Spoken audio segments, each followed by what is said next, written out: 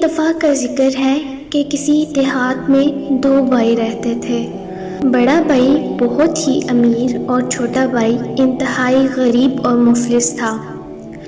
چھوٹا بھائی اپنی غریبی سے بہت تنگ آ گیا تھا۔ ایک دن وہ اپنی بیوی سے کہنے لگا کہ یہاں پر ہم کب تک فقر و فاقہ کی زندگی گزاریں گے؟ میں اب دوسرے شہر جاتا ہوں، شاید مجھے کوئی اچھی نوکری مل جائے اور یہ مصیبت کے دن کٹ جائیں۔ اس کی بیوی بھی غربت سے بہت زیادہ تنگ آ چکی تھی، اس لیے وہ بھی اپنے شوہر کے جانے پر رضامند ہو گئی۔ اس کے بعد وہ شخص اپنی بیوی سے رخصت ہو کر دوسرے شہر میں روزگار کی تلاش میں چلا گیا۔ اس کے جانے کے بعد اس کی بیوی بہت پریشان رہنے لگی، دل میں کہنے لگی اے پالنے والے تو رازق ہے، اب تو میرا شوہر بھی چلا گیا، اب میرا کوئی سہارا نہیں ہے سوائے تیری ذات پاک کے۔ اس کے بعد وہ عورت جب بالکل مجبور ہو گئی اور اس کے پاس کھانے پینے کو کچھ بھی نہ بچا تو وہ اپنے شوہر کے بڑے بھائی کے گھر گئی اور اسے اپنے تمام حالات بتائے۔ تمام حال سن کر اس شخص نے اپنی بیوی سے کہا کہ تم اس سے گھر کے کام کروایا کرو، یہ تمہاری اور تمہارے بچوں کی خدمت کیا کرے گی اور اس کے بدلے میں جو کھانے سے بچے وہ اسے دے دیا کرو۔ اس کے بعد وہ عورت سارا دن اس کے گھر کا کام کرتی، بچوں کی خدمت کرتی، اس کے بعد بھی وہ ظالم عورت اسے باتیں سناتی اور اپنا بچا ہوا کھانا اس غریب کو دیتی۔ اسی طرح کافی عرصہ گزر گیا۔ ہر رات وہ عورت روتے روتے اپنے شوہر کی واپسی کی دعائیں مانگتی۔ ایک دن اسی طرح روتے روتے وہ سو گئی۔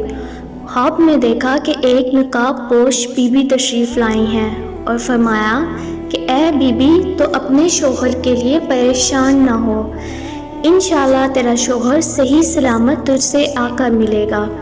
تو جمعرات کے دن 10 بیویوں کی کہانی سن اور جب تیرا شوہر واپس آ جائے تو میٹھی روٹی کا ملیدہ بنا کر اس کے 10 لڈو بنانا اور اس پر 10 بیویوں کی نیاز دینا۔ اس عورت نے سوال کیا کہ آپ کون ہیں اور آپ کا نام کیا ہے اور ان بیویوں کے کیا نام ہیں جن کی نیاز دلاؤں؟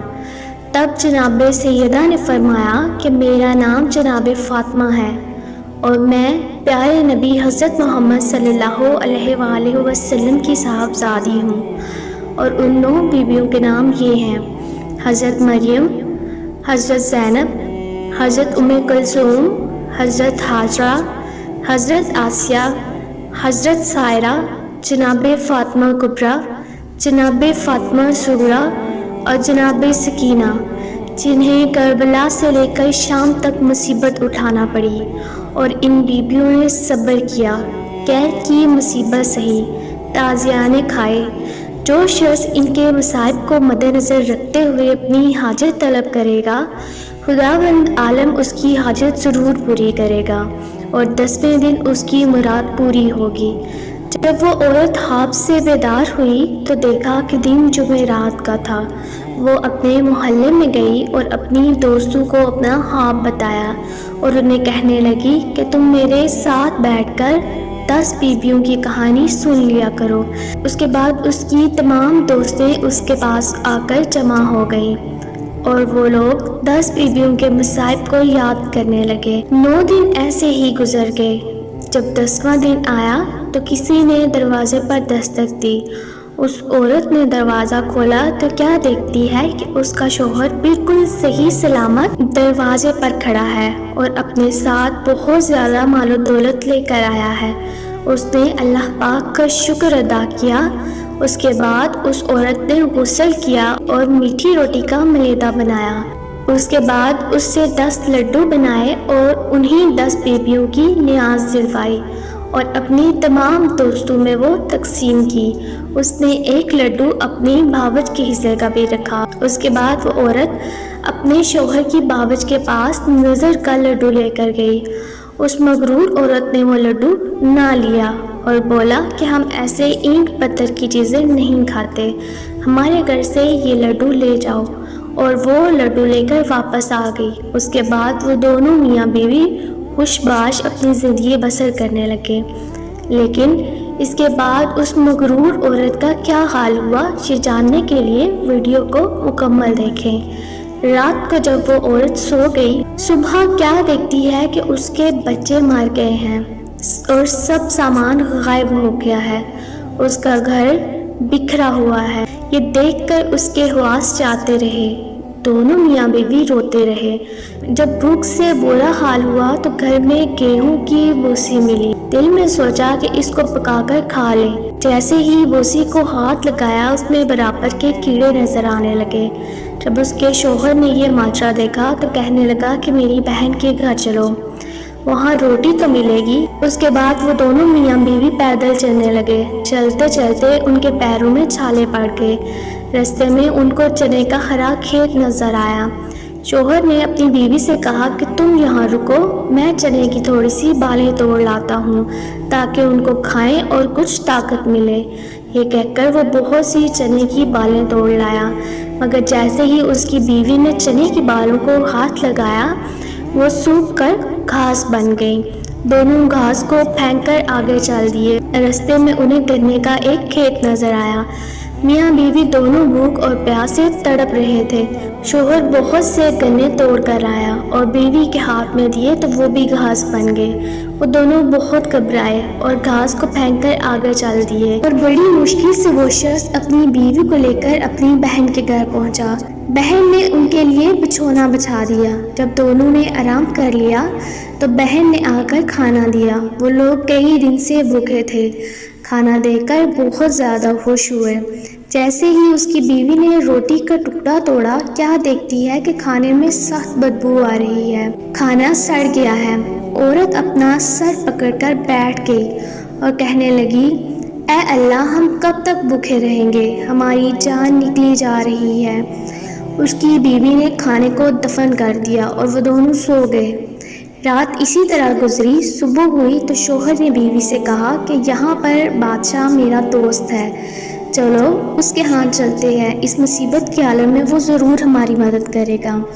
دونوں بادشاہ کے پاس گئے۔ وہ بادشاہ کے حضور پہنچے تو بادشاہ نے ان دونوں کو پہچان لیا، ان کو الگ کمرہ دیا اور کہا کہ تم دونوں غسل کر کے آرام کرو۔ بادشاہ نے حکم دیا کہ ہمارے مہمانوں کو 7 رنگ کا کھانا بھیجو۔ حکم کے مطابق 7 قسم کے کھانے ان دونوں کے لیے آئے۔ دونوں کھانا دے کر بہت ہی زیادہ خوش ہوئے اور ہاتھ دھو کر دسترخوان پر آ بیٹھے۔ وہ عورت جس کھانے کو چھوتی وہ کھانا سڑ جاتا اور اسی طرح تمام کھانا خراب ہو گیا اور اس میں سے کیڑے نظر آنے لگے۔ اس کا شوہر حیران ہو گیا کہ یہ کیا ماجرا ہے، اگر ہم بادشاہ سے اس کی شکایت کریں گے تو بادشاہ ناراض ہوگا کہ تازہ کھانا بھجوایا اور اس کے بعد بھی تم لوگ بدنام کرتے ہو۔ اس کے بعد وہ اپنی بیوی سے کہنے لگا کہ اب میں کیا کروں۔ اس کی بیوی نے کہا کہ یہ کھانا دفنا دیتے ہیں۔ کھانا دفنانے کے بعد وہ کسی کو بنا کچھ بتائے دوبارہ وہاں سے نکل آئے۔ رستے میں جب وہ تھک گئے تو دریا کے کنارے بیٹھے۔ وہ عورت بولی کہ جب تمہارا بھائی روزگار کی تلاش میں دوسرے شہر گیا تھا، تمہاری بھاوج نے ایک خواب دیکھا تھا۔ اس نے خواب کا تمام واقعہ اپنے شوہر کو بتایا اور جب تمہارا بھائی واپس آیا تو تمہاری بھاوج نظر کا ایک لڈو لے کر میرے پاس آئی، لیکن میں نے وہ لڈو کھانے سے انکار کر دیا اور کہا ہم ایسی اینٹ پتھر والی چیزیں نہیں کھاتے۔ اس کے بعد سے ہم پر یہ مصیبت نازل ہوئی ہے۔ شوہر یہ سن کر بہت غصے میں آیا اور کہنے لگا کہ اے کم بخت عورت، تو نے ایسے غرور اور تکبر کے الفاظ کیوں کہے؟ تو جلد توبہ کر اور معافی مانگ تاکہ ہم کو اس مصیبت سے نجات ملے۔ اس عورت نے وضو کیا، نماز پڑھی اور رو رو کر دعا کی، اے بنت رسول، اس مصیبت کے عالم میں میری مدد کیجیے۔ اس کے بعد اس نے نہر سے ریت لے کر لڈو بنائے اور اس پر بیویوں کی نظر دی اور کہا جاتا ہے کہ وہ لڈو باجازت جناب سیدہ زینب و ام کلثوم موتی چور ہو گئے۔ یہ دیکھ کر دونوں نے درود پڑھا۔ 5 لڈو بیوی نے کھائے اور 5 لڈو شوہر نے کھائے اور پانی پی کر خدا کا شکر ادا کیا۔ تو اس کے بعد وہ دونوں اپنے گھر کی طرف چل دیے۔ گھر پہنچے تو کیا دیکھتے ہیں کہ ان کا مکان اپنی اصلی حالت پر تھا۔ سب بچے زندہ تھے اور نوکر چاکر اپنے کام کاج میں مشغول تھے۔ غلہ وغیرہ سب بھرا ہوا تھا اور بچے قرآن کی تلاوت کر رہے تھے۔